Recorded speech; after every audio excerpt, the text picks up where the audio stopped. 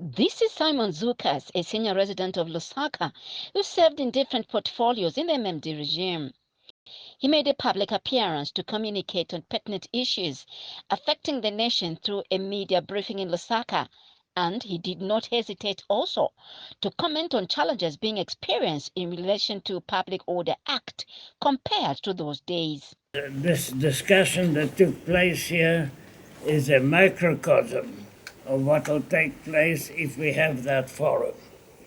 And we are not saying that it's a substitution for the discussion in Parliament or at government level. It is in order to get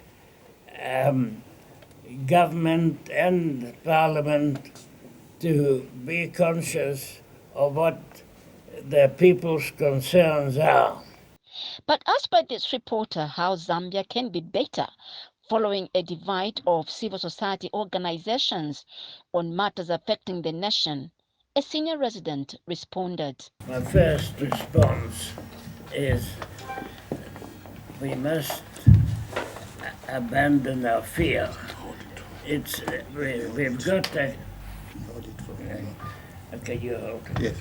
We have a culture of fear which has been created by cadres, and most of them are supporting the ruling party, and they're not being controlled by the police. Even the police fear them. So I think that our main task is to develop a courage to face this fear. The address of Mr. Zukas attracted civil society organizations as well as activists, such as Zambia Congress of Trade Unions, who was represented by Deputy Secretary General Elaston Njovu.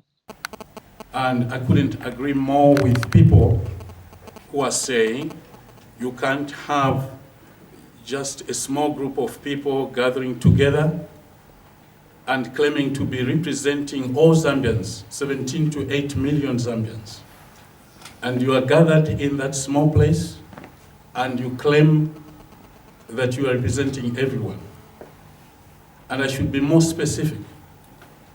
In 2016, when we saw the constitutional amendment, that bill which came to pass and was assented to by President Edgar Chagwa Lungu, which benefited workers. One of those clauses is Article 189. It tells us quite clearly that a pension benefit shall be paid promptly.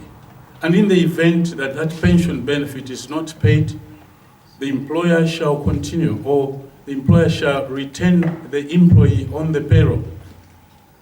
This useless bill is actually seeking to subject people to destitution, retirees in particular. We reject that bill. And I repeat, it is a useless bill. Speaking earlier at the same briefing, a senior citizen, Newton Nguni, expressed concern at the tribal remarks that some politicians are issuing in the media, saying that they have potential to divide the country. Pamela Mulenga, CBC News.